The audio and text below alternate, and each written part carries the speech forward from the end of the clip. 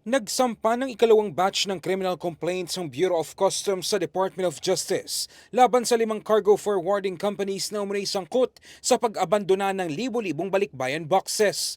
Nakabatay ang kaso sa kabuuang 3,176 balikbayan boxes na inabandona sa iba't ibang pantalan sa bansa na merong kabuuang halaga ng higit 20 million pesos.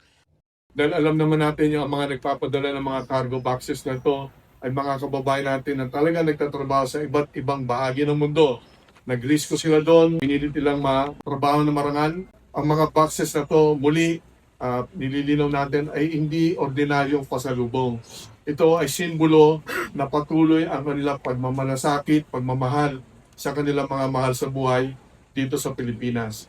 Kaya nang ito ay iwanan lamang ng mga kumpanya na to, ito'y malaking krimen at ito'y hindi na nila inisip yung hirap na dinanas ng ating mga kababayan sa abroad.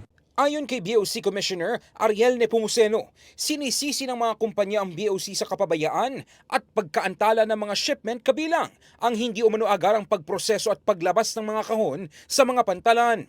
Ngunit pinasinungalingan ito ng ahensya at iginiit na nililin lang ng mga ito ang mga OFWs na matagal nang naghihintay ng kanilang mga padala.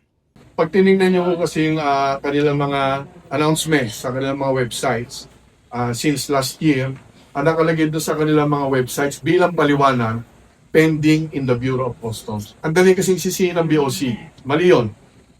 Napakadaling sisihin ng Bureau of Customs. Subalit mali yun. Hindi yun ang nangyari.